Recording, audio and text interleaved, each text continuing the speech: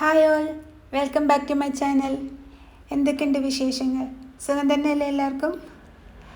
ഇന്നത്തെ വീഡിയോ ഞാൻ രാവിലെ തുടങ്ങി ഈവനിങ് വരെ ഉള്ളതാണ് കേട്ടോ. ഒരു ഡേ ഇൻ മൈ ലൈഫ്. ഇപ്പം സമയം രാവിലെ 5:30 കേട്ടോ. ഞാൻ ഈ നേരത്തെ എണീക്കാറില്ല. ഞാൻ 6 മണിക്കാണ് അലാം സെറ്റ് ചെയ്ത് വയ്ക്കാറ്. ഇന്ന് വീഡിയോ എടുക്കണം എന്നുള്ള കാരണം കുറച്ച് നേരത്തെ എണീറ്റു. കുറച്ച് വീഡിയോ എടുക്കുമ്പോൾ നമുക്ക് സാധാ ചെയ്യുന്ന ടൈം പോരല്ലോ. ഇതിങ്ങനെ ക്യാമറ മാറ്റിയൊക്കെ വയ്ക്കുകയൊക്കെ വേണ്ടല്ലോ.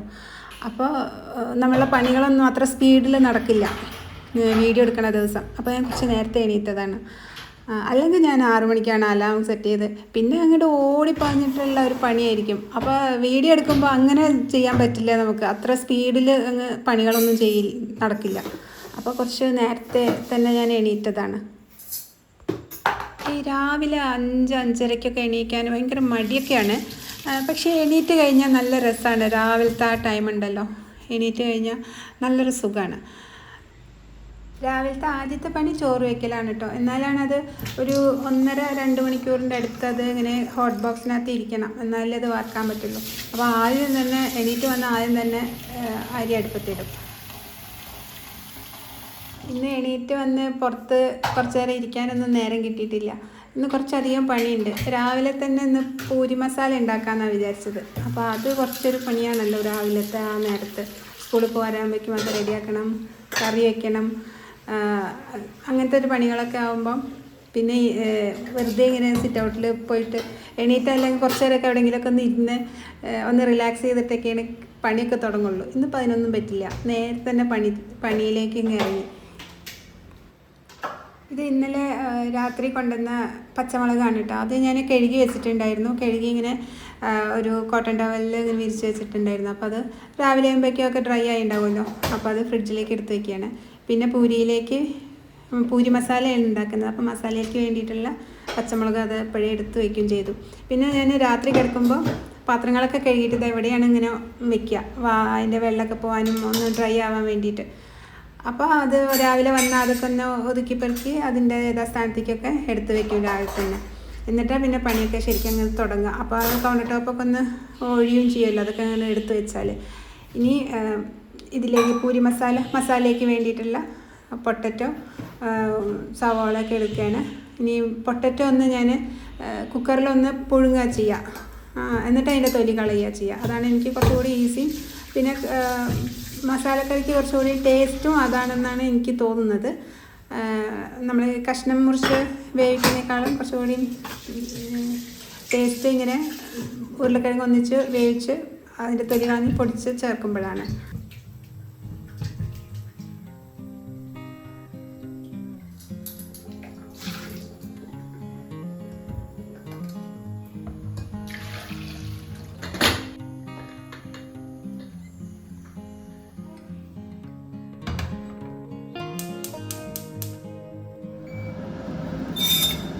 ഇനി പൂരിക്കുള്ള മാവ് കുഴച്ചേക്കാം കേട്ടോ.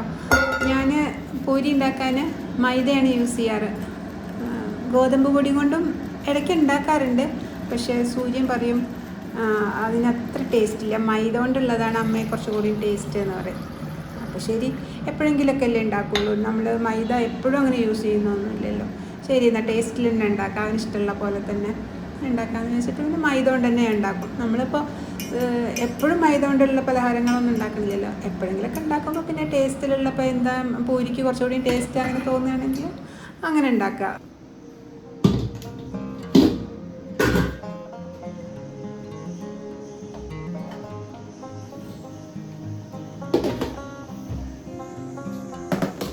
ഇനി പൂരിയിലേക്കുള്ള കറിക്കുള്ള വെജിറ്റബിളൊക്കെ ഒന്ന് അരിഞ്ഞ് വയ്ക്കുക.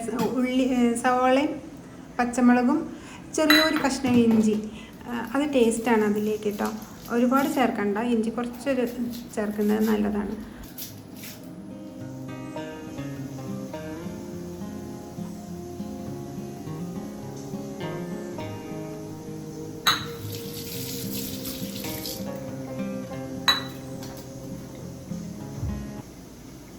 നമ്മൾ പച്ചക്കറികളൊക്കെ ഇങ്ങനെ സൂക്ഷിച്ച് വയ്ക്കുക. ഇങ്ങനത്തെ ഒരു ബോക്സിനകത്ത് ഇട്ട് വെച്ചാൽ മതി കേട്ടോ. നന്നായിട്ട് കഴുകി അത് ഡ്രൈ ആയതിന് ശേഷം ഇങ്ങനെ ഇങ്ങനത്തെ ചെറിയ ബോക്സസിനകത്താക്കിയിട്ട് ഫ്രിഡ്ജിൽ സൂക്ഷിച്ചാൽ എളുപ്പമാണ് നമുക്ക്.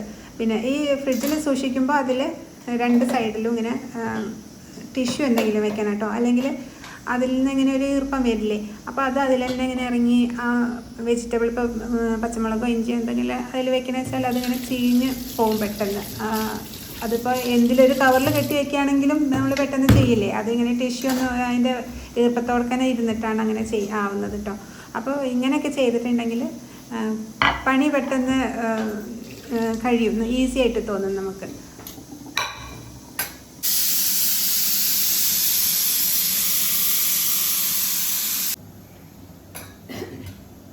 ഇനി മസാലയ്ക്ക് വേണ്ടിയിട്ടുള്ള സവോള അരിഞ്ഞ് വയ്ക്കാം കേട്ടോ.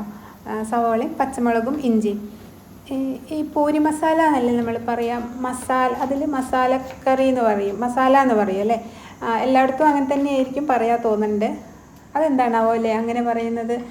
എനിക്ക് എപ്പോഴും മസാല എന്ന് വരുമ്പോൾ ഈ എന്താ പറയുക, മല്ലിപ്പൊടിയും അങ്ങനത്തെ ഒക്കെ ഇട്ടിട്ടുള്ള ഒരു മസാലക്കറിയില്ലേ, അതാണ് മനസ്സിൽ വരിക. പക്ഷേ എപ്പോഴും നമ്മൾ പൂരീൻ്റെ കറി എപ്പോഴും മസാല എന്നാണ് പറയുക, പൂരി മസാല. വേറെ എന്തെങ്കിലും കറി പേര് ആരെങ്കിലും പറയുന്നുണ്ടോ ആവോ അല്ലേ, ഉണ്ടെങ്കിലും ഒന്ന് കമൻറ്റ് ചെയ്യണം കേട്ടോ. ഇനി ഉച്ചക്കലേക്കുള്ള കറി കൂടിയും വെക്കാമെന്ന് വിചാരിച്ച് കുറച്ച് ചക്കക്കുരു ഉണ്ടായിരുന്നു. അതിനെ ഞാൻ ഇന്നലെ എടുത്ത് മുറിച്ച് ക്ലീനാക്കി ഫ്രിഡ്ജിൽ വെച്ചിട്ടുണ്ടായിരുന്നു. മാങ്ങയും കൂടിയിട്ട് വെക്കാമെന്ന് വെച്ചു. ജസ്റ്റ് മുളകും മഞ്ഞളും ഉപ്പൊക്കെ ഇട്ടിട്ട് നല്ലൊരു സിമ്പിളായിട്ടുള്ള കറി. അപ്പോഴേക്കും നമ്മൾ പൊട്ടറ്റോ വേവിച്ചത് അത് വെന്തിട്ടുണ്ട്. അതിന് പപ്പടക്കോല് വെച്ചിട്ടൊന്ന് കുത്തിയൊക്കെ നോക്കി, അപ്പോൾ ഉള്ളൊക്കെ വെന്തിട്ടുണ്ട്. അപ്പോൾ പിന്നെ അത് വേഗം എടുത്തിട്ട് അതിങ്ങനെ ഒന്ന് ചൂടാറാൻ വെക്കാമെന്ന് വിചാരിച്ചു. അത് വെള്ളത്തിൽ തന്നെ ഇട്ടിട്ടുണ്ടെങ്കിൽ നന്നാവില്ല. നമ്മളിപ്പോൾ പൊട്ടറ്റോ അങ്ങനെ വേവിക്കാൻ വെച്ചിട്ട് വേറെ എന്തെങ്കിലും പണിയിലൊക്കെ പെട്ട് അതവിടെ ഇരിക്കട്ടെ, ഇനി സമയം കിട്ടുമ്പോൾ അതിൽ നിന്ന് എടുത്തിട്ട് പിന്നെ തൊലി കളഞ്ഞ് വയ്ക്കാമെന്നൊക്കെ വെച്ചിട്ട് അങ്ങനെ നടന്നിട്ടുണ്ടെങ്കിലേ ആ വെള്ളത്തിൽ തന്നെ കിടക്കുകയല്ലേ അത്.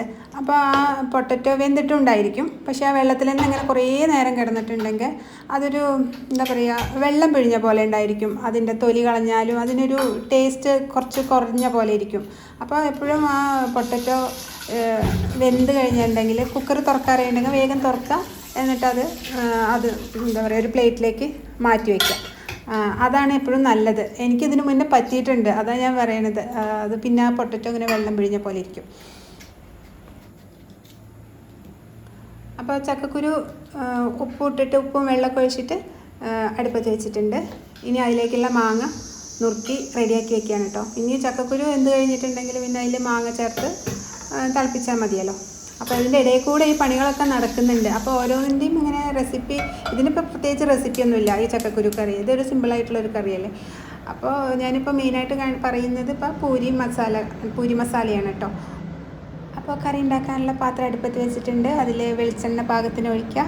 വെളിച്ചെണ്ണ ചൂടാവുമ്പോൾ കടുക് പൊട്ടിക്കുക. എന്നിട്ട് നമ്മൾ അരിഞ്ഞു വെച്ചിട്ടില്ലേ സവോളയും പച്ചമുളകും ഇഞ്ചിയും, അത് അതിൽ ചേർത്ത് നന്നായിട്ട് ഇളക്കി വയ്ക്കാം.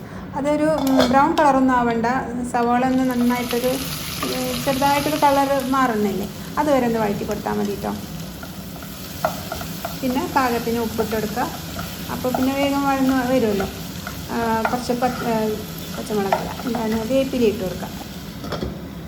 അതിൻ്റെ ഇടയിൽ നമുക്ക് പുഴുങ്ങി വെച്ച ഉരുളക്കിഴങ്ങില്ലേ, അതിൻ്റെ തൊലി കളയാം.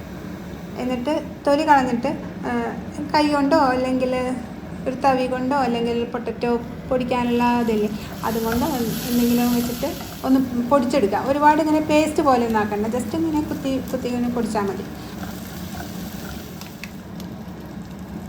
അപ്പോൾ ചക്കക്കുരു മാങ്ങ കറി അടുത്ത ബർണറിൽ ഇരുന്നിട്ട് തിളയ്ക്കാൻ റെഡി ആയിക്കൊണ്ടിരിക്കുകയാണ് കേട്ടോ. അതിൽ ഞാൻ മുളക് പൊടി, മഞ്ഞൾപ്പൊടിയും ഉപ്പും മാങ്ങയും ഒക്കെ ചേർത്തിട്ട് അതിങ്ങനെ തിളയ്ക്കാൻ വെച്ചിരിക്കുകയാണ്. ഇപ്പുറത്ത് നമ്മളുടെ പൂരി മസാലക്കറി റെഡി ആയിക്കൊണ്ടിരിക്കുകയാണ്. അപ്പോൾ ഉള്ളിയൊക്കെ നന്നായിട്ട് വഴന്നിട്ടുണ്ട്. അതിലേക്ക് പൊടിച്ച പൊട്ടറ്റോ ചേർത്തിട്ട് ഒന്ന് ഇളക്കി കൊടുക്കുക. ഇനി അതിലേക്ക് കുറച്ച് മഞ്ഞൾപ്പൊടിയുടെ അത്ര തന്നെ മുളക് പൊടി, അതായത് കുറച്ച് മുളക് പൊടി. എരിവിനുള്ളത് നമ്മൾ ഓൾറെഡി പച്ചമുളക് ആവശ്യത്തിന് ചേർത്തിട്ടുണ്ട്. ഇനിയുള്ള മുളക് പൊടി ചേർക്കുന്നത് എരിവിനല്ല ഞാൻ ചേർക്കാറ്. അതിൻ്റെ ഒരു മഞ്ഞൾ കളറിനേക്കാളും കുറച്ചുകൂടി നല്ല എനിക്കിഷ്ടം തോന്നുക ഒരു നുള്ള മുളക് പൊടി കൂടി ചെല്ലുമ്പോൾ അതിൻ്റെ ഒരു കളറുണ്ടല്ലോ, എന്നാൽ ശരിക്കും ആ മുളക് പൊടി കൂടിപ്പോയിട്ടുണ്ടെങ്കിൽ വേറൊരു കളറായിട്ടോ, അങ്ങനെ വരണ്ട. ഈ മഞ്ഞൾപ്പൊടിയിട്ട് അത്ര തന്നെ മുളക് പൊടി ചേർത്ത് കൊടുത്താൽ മതി. ആ കളർ എനിക്കിഷ്ടമാണ്. അപ്പോൾ മുളക് പൊടി ചേർത്തിട്ട് നന്നായിട്ട് ഇളക്കി കൊടുക്കുക. എന്നിട്ട് ഇനി ഉപ്പ് പാകം ഒന്ന് നോക്കുക. അപ്പോൾ ചിലപ്പോൾ നമ്മൾ നേരത്തെ അല്ലേ ഉപ്പിട്ട് കൊടുത്തത്, അപ്പോൾ പാകത്തിന് ഉപ്പിട്ട് കൊടുത്തിട്ട് വെള്ളം കുറച്ചുകൂടിയും ചേർത്ത് കൊടുക്കാം. നമ്മളുടെ ഓരോരുത്തരുടെ പാകത്തിനനുസരിച്ച്. ചിലർക്ക് നല്ല കട്ടിയായിട്ടിരിക്കണം, ഇവിടെ പിന്നെ അധികം കട്ടിയാവേണ്ട ഒരിതിൽ. അപ്പോൾ പാകത്തിന് വെള്ളം ചേർത്ത് ഒന്നുകൂടി നന്നായിട്ട് തിളപ്പിച്ചിട്ട് കറി വാങ്ങി വയ്ക്കാം. ഈ ചീനിച്ചട്ടി വെച്ചിരിക്കുന്നത് ചക്കക്കുരു മാങ്ങ കറി വറുത്തിടാൻ വേണ്ടിയിട്ടാണ് കേട്ടോ. അതിൽ വെളിച്ചെണ്ണ ഒഴിച്ച് കടുകും ഉലുവയും വറ്റൽമുളകും വേപ്പിലയും കൂടിയിട്ടിട്ട് വറുത്തിട്ട് കൊടുക്കുക. അപ്പോൾ ആ കറി റെഡിയായി. ഞാനിപ്പോൾ ആ മസാലക്കറിയിൽ കുറച്ച് വെളിച്ചെണ്ണ ഒഴിച്ച് കൊടുത്തിട്ടുണ്ട് കേട്ടോ, ഇറക്കി വെച്ചതിന് ശേഷം. അപ്പോൾ കുറച്ച് ടേസ്റ്റ് കൂടും അതിന്, ആ കറിക്ക്. അപ്പോൾ അത് ഒഴിച്ചതിന് ശേഷം ഒന്ന് ഇളക്കി വെച്ച് അത് പിന്നെ അടപ്പ് ഇങ്ങനെ ശരിക്കും മൂടി വയ്ക്കണ്ട, ഒരു ചട്ടുകം വെച്ചിട്ട് ഒന്ന് ചെരിച്ചിങ്ങനെ വെച്ച് കൊടുത്താൽ മതി. നമ്മൾ പച്ച വെളിച്ചെണ്ണ അങ്ങനെ ഒഴിച്ച് കൊടുക്കില്ല. അപ്പോൾ ആ വെളിച്ചെണ്ണ അങ്ങനെ ചൂടാവണ്ടെന്ന് വിചാരിച്ചിട്ടാണ് അങ്ങനെ ചെയ്യുന്നത് കേട്ടോ.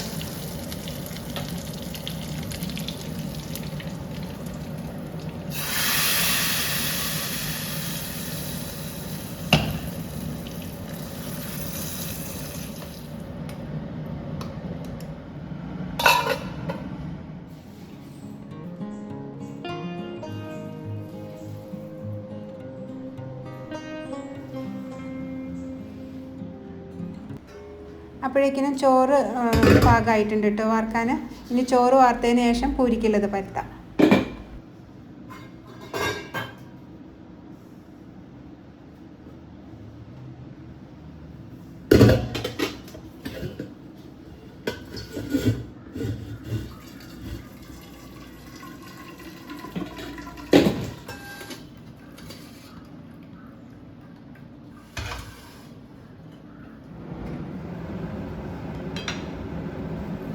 ഇനി പൂരി പരത്താൻ തുടങ്ങുകയാണ്. അപ്പോൾ അതിൻ്റെ മുന്നേ ഒന്നുകൂടി നന്നായിട്ട് കുഴയ്ക്കുക. നമ്മൾ നേരത്തെ കുഴച്ച് വെച്ചപ്പോൾ ജസ്റ്റ് ഒന്നിങ്ങനെ കുഴച്ച് വെച്ചിട്ടല്ലേ ഉള്ളൂ. ഇനി അതൊന്നുകൂടി ഇപ്പോഴല്ലേ മൈദക്ക് ഇങ്ങനെ അല്ലെങ്കിൽ ചപ്പാത്തിക്കോ പൂരിക്കൊക്കെ ഒന്ന് കുഴച്ച് വെച്ച് കുറച്ച് നേരം ഇരുന്നാലാണ് ആ മാവ് ഒന്ന് സോഫ്റ്റ് ആവുക. അപ്പോൾ ഒന്നുകൂടി നന്നായിട്ട് കുഴച്ചിട്ട് പരത്താൻ തുടങ്ങാം. ഇത് ഈ പൂരിക്ക് മാവ് കുഴയ്ക്കുമ്പോൾ കുറച്ച് വെള്ളം കുറവാണ് നല്ലത് കേട്ടോ. കുറച്ച് കൂടിനേക്കാളും നല്ലത് ഒന്ന് കുറച്ച് കുറഞ്ഞ് നിൽക്കുന്നതാണ്. പിന്നെ അതുപോലെ കുറച്ച് കട്ടിയിൽ പരത്തും വേണം.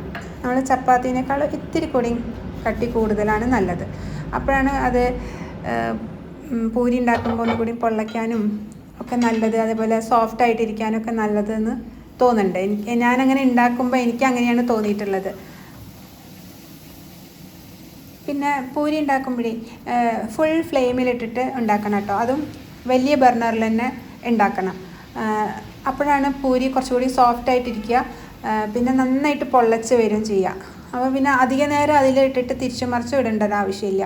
അങ്ങനെ ചെയ്യുമ്പോൾ പൂരി ഒരു ബലം പിടിക്കും. ഇത് ഒറ്റ പ്രാവശ്യം ഇങ്ങനെ മറിച്ചിട്ടാൽ തന്നെ അത് നന്നായിട്ട് വരും. ഫുൾ ഫ്ലെയിമിലിട്ടിട്ട് ചെയ്യുമ്പോൾ ഇതുപോലെ നല്ല നല്ല എന്താ പറയുക പൊങ്ങി വരും. അത് സോഫ്റ്റായിട്ടിരിക്കും ചെയ്യും എപ്പോഴും.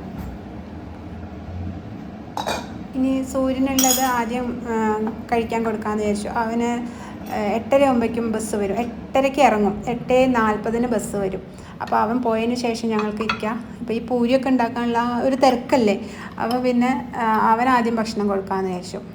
ഇന്നിപ്പോൾ എല്ലാവർക്കും കട്ടൻ ചായയാണ് കേട്ടോ ഉണ്ടാക്കിക്കുന്നത്. അവനൊരു ചെറിയൊരു ജലദോഷമുണ്ട്, അപ്പോൾ പാല് കൊടുക്കണ്ടെന്ന് വിചാരിച്ചിട്ട് അവനും കട്ടൻ ചായയാണ്. ഞാൻ ഈ പൂരി മസാല ഉണ്ടാക്കുന്നത് വേറൊരു വീഡിയോ ചെയ്തിട്ടുണ്ട്. കുറേ മുൻപാണ് ചെയ്തിരിക്കുന്നത് കേട്ടോ. ഞാൻ യൂട്യൂബ് ചാനൽ തുടങ്ങിയിട്ട് ഒരു 4 വർഷമൊക്കെ ആവാറായിട്ടുണ്ടായിരിക്കും. ഞാൻ UAE-യിലുള്ളപ്പോൾ തുടങ്ങിയതാണ്. പിന്നെ അത് നിർത്തിവെച്ചു.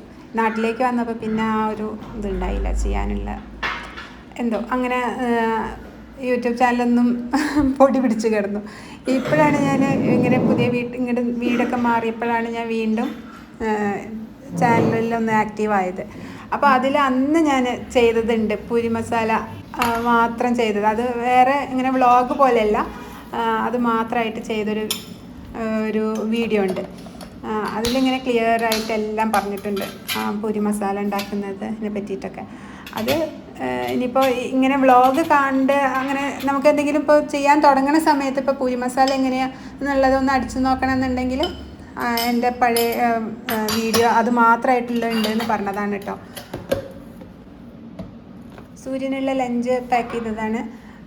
ചോറും കറിയും കാബേജ് ഉപ്പേരിയും ബുൾസൈയാണ് കേട്ടോ. ഒന്ന് അവന് അതാവാൻ പോവാറായി.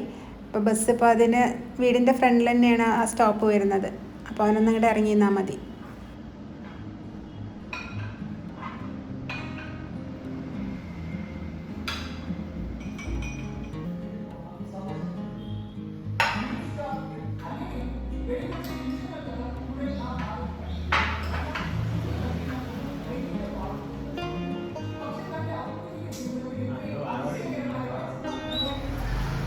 ചായ കൂടി കഴിഞ്ഞ് ഏട്ടനും ഷോപ്പിലേക്ക് പോയിട്ടോ.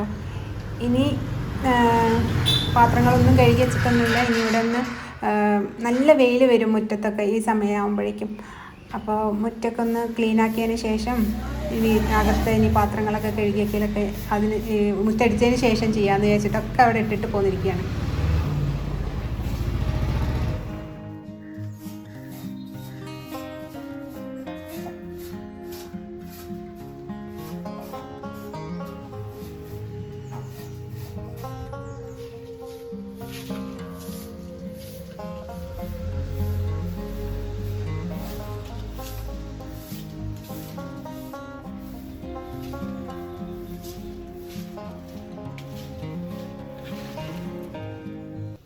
അങ്ങനെ മുറ്റം ക്ലീനൊക്കെ കഴിഞ്ഞിട്ട് വീണ്ടും അകത്തേക്ക് വന്നതാണ്.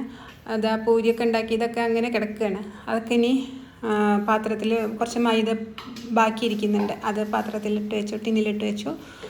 ഇനി അവിടെയൊക്കെ ഒന്ന് കൗണ്ടർ ടോപ്പൊക്കെ ഒന്ന് ക്ലീൻ ആക്കി വെക്കണം. പാത്രങ്ങളൊക്കെ കഴുകാനുണ്ട്. എന്നിട്ട് ഇനി അടുത്ത പണിയിലേക്ക് കിടക്കാമെന്ന് വിചാരിച്ചു. കിച്ചണിൽ എപ്പോഴും ഇങ്ങനെ ക്ലീൻ ആയിട്ടിരുന്നാലല്ലേ അടുത്ത പണി ചെയ്യാൻ തോന്നുള്ളൂ അല്ലേ.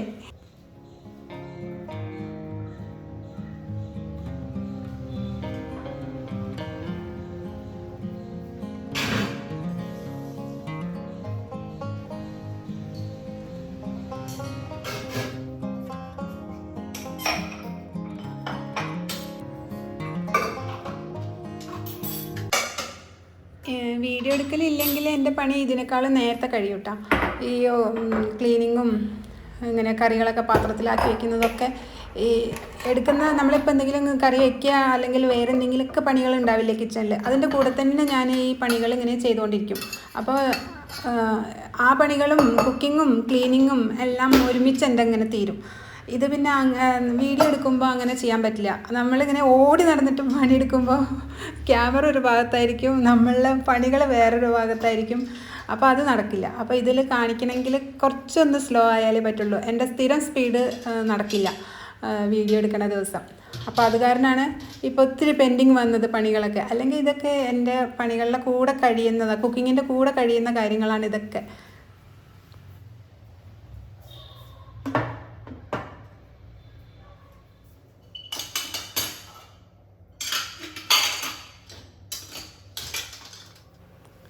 എനിക്കില്ലേ ഈ കൗണ്ടർ ടോപ്പ് വൈറ്റ് ചെയ്യാനായിരുന്നു കേട്ടോ ആദ്യം മുതലേ ഇഷ്ടം. ക്വാർട്സ് അല്ലെങ്കിൽ നാനോ വൈറ്റ് ചെയ്യാനായിരുന്നു.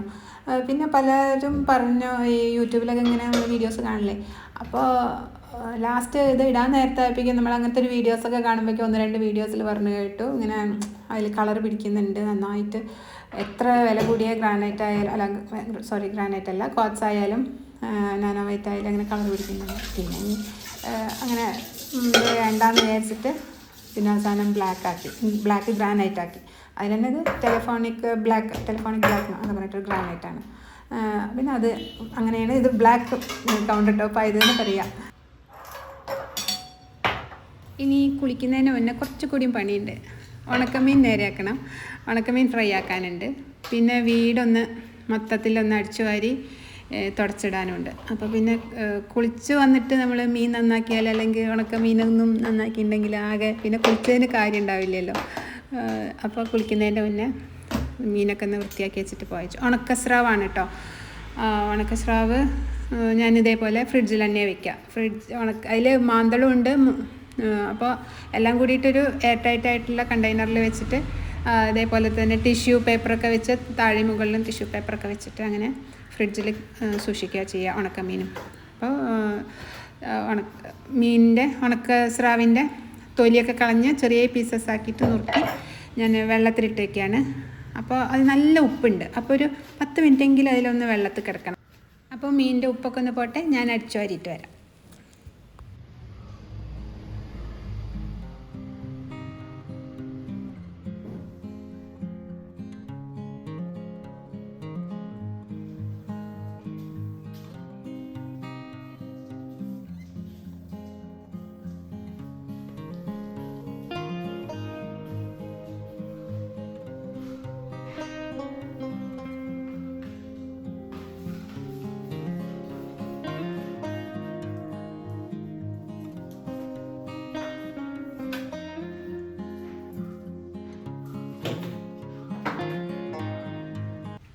അങ്ങനെ മീനൊക്കെ നന്നായിട്ട് കഴുകി അതിലത്തെ വെള്ളമൊക്കെ നന്നായിട്ട് പിഴിഞ്ഞ് കളഞ്ഞ് അതിലിനി ഞാൻ ചേർക്കാറ് മുളക് പൊടിയും മഞ്ഞൾപ്പൊടിയും കുരുമുളക് പൊടിയാണ്. ഇത്രേ ഉണക്കമീൻ വറുക്കുമ്പോൾ ഞാൻ ചേർക്കാറുള്ളൂ. അതൊക്കെ നല്ല തേച്ച് വെച്ച് കുറച്ച് നേരം ഒരു 10 മിനിറ്റ് നേരം അതിങ്ങനെ ഇരിക്കട്ടെ. അപ്പം തന്നെ തേച്ച് ഉടനെ തന്നെ അങ്ങനെ നമ്മൾ ഫ്രൈ ആക്കണ്ട വെച്ചാൽ ഒന്ന് പിടിക്കണമല്ലോ അങ്ങനെ. അപ്പോൾ ആ ഒരു സമയം കൊണ്ട് തുടയ്ക്കാൻ നമ്മളെ അകമൊക്കെ ഒന്ന് തുടയ്ക്കാൻ പോകാമെന്ന് വെച്ചു. തുടയ്ക്കുന്നതിൻ്റെ മുന്നേ കോട്ടയാട് കഴുകാനുണ്ട്. ഈ അകം അടിച്ചൊരു തുടയ്ക്കുന്നതിൻ്റെ കൂട്ടത്തിൽ തന്നെ കോട്ടയാട് നമുക്ക് എപ്പോഴും ക്ലീനാക്കി വെക്കണം കേട്ടോ. അതേപോലെ വെള്ളമൊഴിച്ച് കഴുകുകയൊക്കെ വേണ്ടി വരും. ഇത് ഓപ്പൺ കോട്ടയാടല്ലേ, ചെടികളൊക്കെ അതിനകത്തുണ്ട്. അപ്പോൾ ഈ കോട്ടയാട് ഉണ്ടാക്കാൻ ഉള്ളൊരു പ്ലാനിൽ നമ്മൾക്ക് ആഗ്രഹം പറഞ്ഞപ്പോൾ തന്നെ കുറേ പേര് പറഞ്ഞു കോട്ടയാട് ചെയ്ത അത് ബുദ്ധിമുട്ടാണ്, അത് മെയിൻറ്റെയിൻ ചെയ്ത് കൊണ്ടുപോകാൻ ഭയങ്കര കഷ്ടപ്പാടാണ്, പിന്നെ കുറേ കഴിഞ്ഞാൽ ആ ക്രേസ് വിടും, പിന്നെ അതിൻ്റെ ഉള്ളിൽ വേസ്റ്റൊക്കെ നമ്മൾ എന്തെങ്കിലുമൊക്കെ ഡംപ് ചെയ്തിടില്ലേ അതൊക്കെ ഈ കോട്ടയാടിൽ കൊണ്ടിടും, അങ്ങനെ ചെയ്യണ്ട, അത് ഭയങ്കര ബുദ്ധിമുട്ടാണ് അതിൻ്റെ മെയിൻറ്റെയിൻ ചെയ്ത് കൊണ്ടുപോകാൻ ഒരു കോട്ടയാട് എന്നൊക്കെ പറഞ്ഞ് പേടിപ്പിച്ചിരുന്നു. പക്ഷേ ഞങ്ങൾ പറഞ്ഞു കോട്ടയാട് മെയിൻറ്റെയിൻ ചെയ്ത് കൊണ്ടുപോകണ കാര്യം ഞാൻ ഏറ്റു. അത് വൃത്തിക്ക് അത് പിന്നെ എന്താ പറയുക, നമ്മളിപ്പോൾ മറ്റുള്ള ഭാഗങ്ങളൊക്കെ ക്ലീനാക്കി വെക്കുന്നില്ലേ, ലിവിങ് ആയാലും ഡൈനിങ് ആയാലും കിച്ചൺ എല്ലാ ഭാഗവും നമ്മൾ ക്ലീനാക്കി വെക്കും. പിന്നെ എന്തിനാണ് ഈ കോട്ടയാടിൽ ഇതിനെ എത്ര പേടിക്കുന്നത്, അങ്ങനെ മെയിൻറ്റെയിൻ ചെയ്ത് കൊണ്ടുപോകാൻ ബുദ്ധിമുട്ടാണെന്ന് പറയുന്നത് എന്ന് പറഞ്ഞിട്ട് പിന്നെ കോട്ടയാട് അങ്ങനെ ചെയ്തു. അതിന് അങ്ങനെ ഒരു ബുദ്ധിമുട്ട്, പ്രത്യേകിച്ചൊരു ബുദ്ധിമുട്ട് മെയിൻറ്റെയിൻ ചെയ്ത് കൊണ്ടുപോകാൻ ബുദ്ധിമുട്ടൊന്നുമില്ല. അങ്ങനെ കോട്ടയാട് കഴുകലും കുറച്ച് ഭാഗം തുടക്കലൊക്കെ കഴിഞ്ഞപ്പോൾ വേഗം വന്നിട്ട് ഇവിടെ മീൻ ഫ്രൈ ആക്കാൻ വെച്ചിട്ടുണ്ടല്ലോ, അപ്പോൾ അതിങ്ങനെ ചെറിയ തീയിൽ അവിടെ കിടന്നിട്ട് ഫ്രൈ ആയിക്കോട്ടെ. അപ്പോൾ ബാക്കിയുള്ള പണികൾ നടക്കും. ബാക്കിയുള്ള ഭാഗമൊക്കെ തുടച്ച് വരാം. വർക്ക് ഏരിയയിൽ നിന്ന് കിച്ചണിലേക്ക് കിടക്കുന്ന ഡോറാണ് കേട്ടോ അത്. അപ്പോൾ ആ വർക്ക് ഏരിയയിൽ വെച്ചിട്ടല്ലേ ഇപ്പോൾ ഉണക്കമീൻ വറുക്കുന്നത്. ഉണക്കമീനിൻ്റെ വറുക്കുന്ന മണാണെങ്കിൽ മൊത്തം അങ്ങോട്ട് പരക്കില്ലേ, അപ്പോൾ അതാണ് ആ ഡോറങ്ങ് അടച്ചിട്ടത്. അതിപ്പോൾ നമ്മളെ വീട്ടിലല്ല, പുറത്ത് ഈ നാട്ടിൽ തന്നെ ഏതെങ്കിലും വീട്ടിൽ വെച്ചിട്ട് ഉണക്കമീൻ വറുത്തിട്ടുണ്ടെങ്കിൽ നമ്മുടെ വീട്ടിലേക്ക് വരും. അത് വേറൊരു കാര്യം. ഇനി ഞാൻ കുളിച്ചിട്ട് വരാം കേട്ടോ.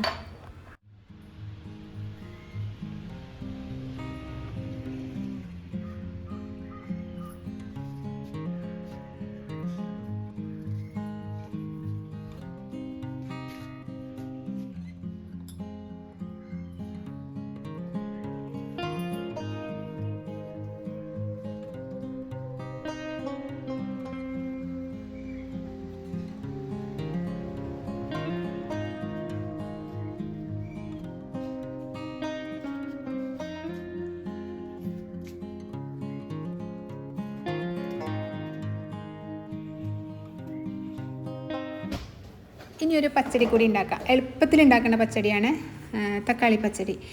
ഇത് ഞാൻ മുൻപ് ഒരു വീഡിയോ ചെയ്തിട്ടുണ്ട് തക്കാളി പച്ചടി മാത്രമായിട്ട്. അപ്പോൾ ഇപ്പം ഞാനിപ്പോൾ ഇങ്ങനെ ക്ലിയർ ആയിട്ട് എല്ലാം കാണിക്കുന്നില്ല.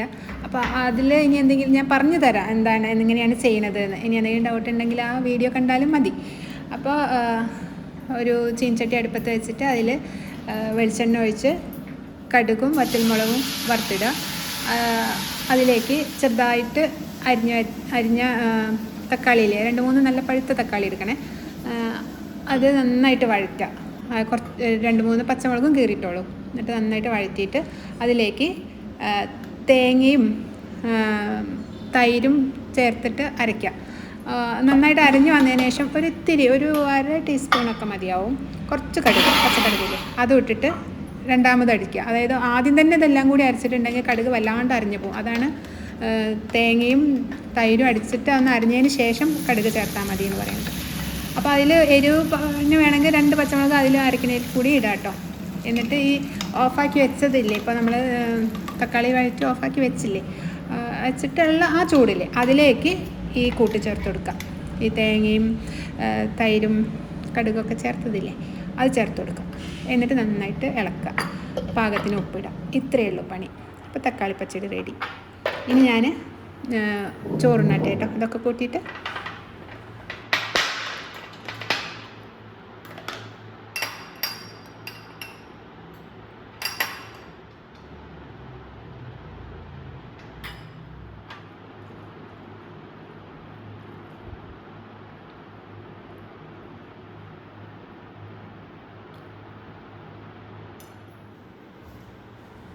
ഇവിടെയാണ് കേട്ടോ വാഷ് ബേസിൻ വെച്ചിരിക്കുന്നത്. ഈ ഭാഗം അങ്ങനെ വീഡിയോസിൽ അങ്ങനെ എപ്പോഴും കാണിക്കാറില്ല അല്ലേ. ഹോം ടൂറിൽ കാണിച്ചിട്ടുണ്ട്. അതായത് ഡൈനിങ് ഇപ്പുറത്താണ്. അപ്പോൾ നമ്മൾ ഫുഡ് കഴിക്കുന്നതിന് കുറച്ച് വിട്ടിട്ട് വേണമെന്ന് ആദ്യമേ ഉണ്ടായിരുന്നു. വാഷ് ബേസിൻ വെക്കുന്നത് അല്ലെങ്കിൽ ഒരു ബുദ്ധിമുട്ടല്ലേ. അപ്പോൾ ആ ഭാഗത്താണ് വെച്ചിരിക്കുന്നത്. ഇനി കുറച്ച് നേരം ടി വി ഒക്കെ കണ്ടിട്ട് ഇനി ഇരിക്കട്ടെ. സൂര്യൻ വരാൻ 3:30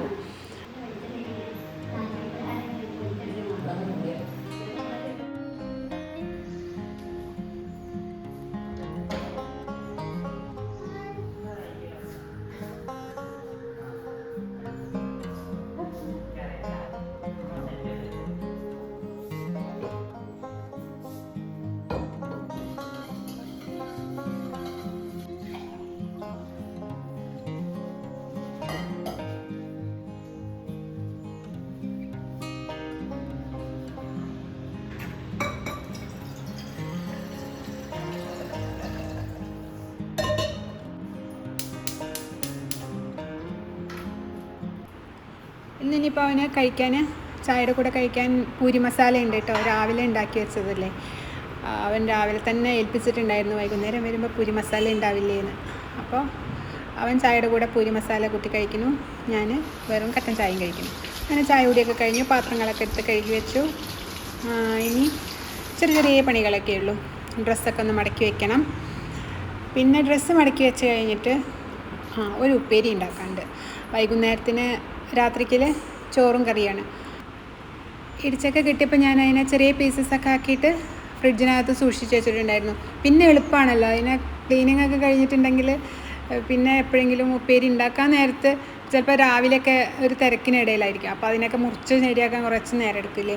കൈനോളൊക്കെ മുളഞ്ഞൊക്കെ ആവും. അപ്പോൾ അതൊന്നുമില്ലല്ലോ. അപ്പോൾ അതൊക്കെ ക്ലീനാക്കിയിട്ട് ചെറിയ പീസസ് ആക്കിയിട്ട് ഫ്രിഡ്ജിൽ വെച്ചിട്ടുണ്ടായിരുന്നേ. അപ്പോൾ ഇപ്പോൾ ഞാനെന്നാ എടുത്തിട്ട് അതിനെ ഇടിച്ചക്കുപ്പേരി ഉണ്ടാക്കി വെക്കാമെന്ന് വിചാരിച്ചു.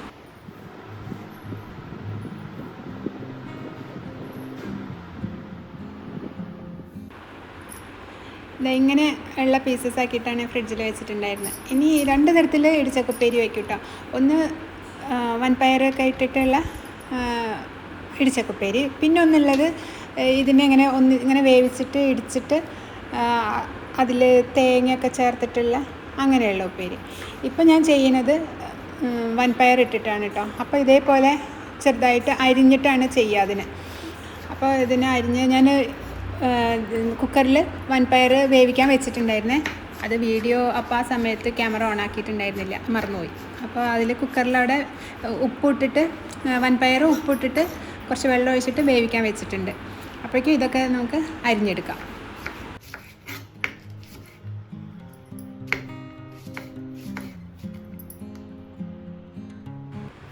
അരിയുന്നതിൻ്റെ ഇടയിൽ കൈൻ്റെ മുളകൊന്ന് തട്ടി കത്തി. അപ്പോൾ നല്ല ചോര വരുന്നുണ്ട്. അപ്പോൾ അരിയിലൊക്കെ നിർത്തി. ഇനി ബാക്കിയുള്ളത് പിറ്റേ ദിവസത്തേക്ക് ഫ്രിഡ്ജിൽ വീണ്ടും കയറ്റാണ്. അത് ഇനി ഇടിച്ചിട്ടുണ്ടാക്കിയാൽ മതിയല്ലോ.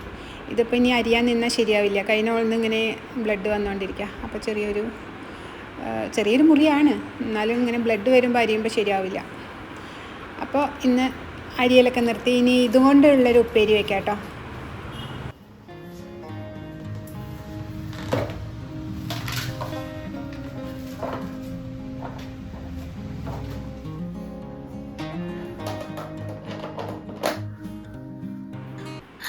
കുക്കറിൽ വേവിക്കാൻ വെച്ച വൻപയർ പാകത്തിന് വെന്തിട്ടുണ്ട്.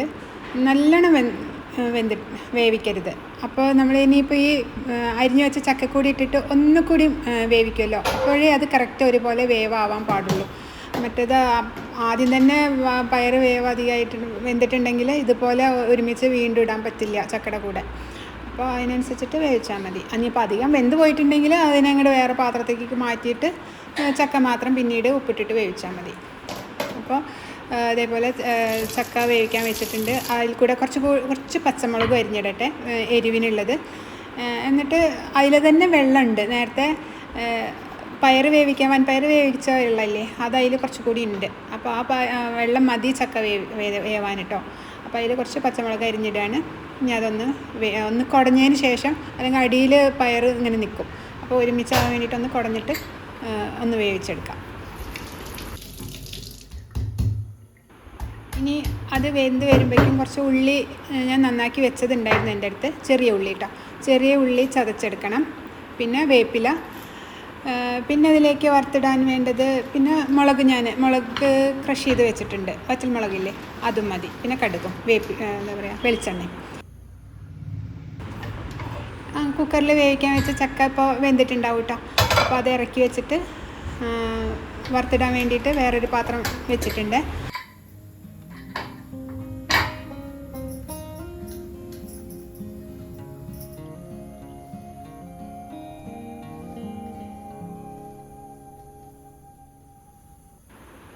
ഇനി അതിലേക്ക് വെളിച്ചെണ്ണ ഒഴിച്ച് കൊടുത്തിട്ട് കടുക് ഇട്ട് കൊടുക്കുക. കടുക് പൊട്ടിക്കഴിയുമ്പോൾ അതിലേക്ക് ചതച്ച് വെച്ച ഉള്ളിയില്ലേ, ചെറിയ ഉള്ളി ഇട്ടിട്ട് നല്ലോണം മൂപ്പിക്കാം. അതിങ്ങനെ മൂത്ത് വരുന്ന സമയത്ത് മുളക് ക്രഷ് ചെയ്തതില്ലേ, വറ്റൽ മുളക്, അത് ഞാനൊരു ബോട്ടിലാക്കി വെച്ചതിൻ്റെ അതിട്ട് കൊടുക്കുക. അത് ചെറിയ സിമ്മിലിടണം കേട്ടോ. അപ്പോൾ ആ സമയത്ത് അല്ലെങ്കിൽ ഇങ്ങനെ മുളകൊക്കെ ഇടുമ്പോൾ തീ ഒന്ന് കുറച്ച് വെച്ചാൽ മതി. എന്നിട്ട് ഒന്നുകൂടി ഒന്ന് വഴറ്റി കൊടുത്തിട്ട് അതിലേക്ക് വേവിച്ച് വെച്ച വൻപയറും ചക്കയും കൂടിയിട്ടുള്ളതില്ലേ, അത് ഇതിലേക്ക് കൊട്ടിക്കൊടുത്തിട്ട് കുറച്ച് നന്നായിട്ട് ഇളക്കി ഒന്നിങ്ങനെ മൂടി വയ്ക്കാം. അതിലൊന്നുകൂടി ഒന്നൊരു പാകമാവാണ്ട്. അതിൽ കുറച്ച് വെള്ളം ഒക്കെ ഉണ്ട്, ഇത്തിരി വെള്ളമേ ഉള്ളൂ, ഒരുപാട് വെള്ളമില്ല, അടിയിൽ തുള്ളി വെള്ളമുണ്ട്. അപ്പോൾ ആ വെള്ളമൊക്കെ ഒന്നിട്ട് വലിയണം. അതിന് വേണ്ടിയിട്ട് നന്നായിട്ട് ഇളക്കി കുറച്ച് നേരം ചെറിയ തീയിലിട്ടിട്ടൊന്ന് മൂടി വയ്ക്കാം. അപ്പോൾ അങ്ങനെ വെള്ളമൊക്കെ ഒന്ന് വലിഞ്ഞ് റെഡി ആയിട്ടുണ്ടെങ്കിൽ പാകമായി. അപ്പോൾ ഇടിച്ചക്ക ഉപ്പേരി റെഡിയായി. ഇനി വേറൊരു തരത്തിൽ വെക്കാനുണ്ട്, അത് ഞാൻ വേറൊരു ദിവസം കാണിച്ചു തരാം. ചക്ക കിട്ടുമ്പോൾ കേട്ടോ, ഇടിച്ചക്ക കിട്ടുമ്പോൾ.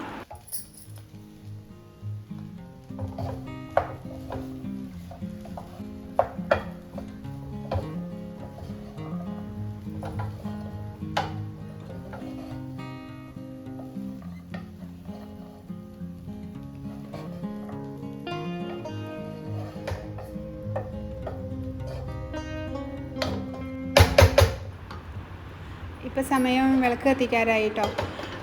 സൂര്യൻ വിളിക്കുന്നുണ്ട് വിളക്ക് കത്തിക്കാൻ വരുമെന്ന് പറഞ്ഞിട്ട്.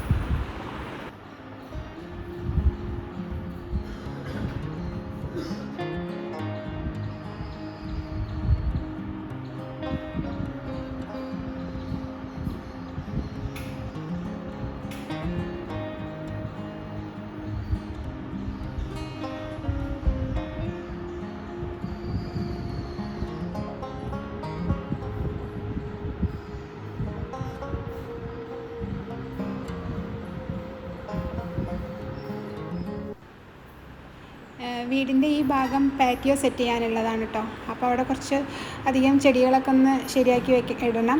പിന്നെ എന്നിട്ട് ഗ്രിൽസിൻ്റെ കുറച്ച് ചെറിയൊരു പണിക്കൂടിയൊക്കെ ഉണ്ട് അവിടെ. അപ്പോൾ കുറച്ച് ചെടികളെ ആയിട്ടുള്ളൂ. ഇനിയൊരു മഴക്കാലം വരുമ്പോഴേക്കാണ് ഇതൊക്കെ ഒന്ന് ശരിയായിട്ട് വരുള്ളൂ. കുറച്ചുകൂടി അധികം ചെടികളൊക്കെ വെക്കാനുണ്ട്. ഒരു day in my life full ചെയ്യണം, ലെങ്തി വീഡിയോ ചെയ്യണമെന്ന് പറഞ്ഞ കാരണമാണ് കേട്ടോ ഇത്രയും കുറച്ച് ലെങ്ത് കൂടുതലുള്ള ഒരു വീഡിയോ ആയിപ്പോയത്. അപ്പോൾ ഇന്നത്തെ വീഡിയോ ഇത്രയേ ഉള്ളൂ. വീഡിയോ ഇഷ്ടമായിട്ടുണ്ടെങ്കിൽ ലൈക്ക് ചെയ്യാൻ മറക്കരുത്, കമൻറ്റ് എന്തായാലും ചെയ്യണം. സബ്സ്ക്രൈബ് ചെയ്യാതെ കാണുന്നവരുണ്ടെങ്കിൽ ഒന്ന് സബ്സ്ക്രൈബ് ചെയ്യണം കേട്ടോ.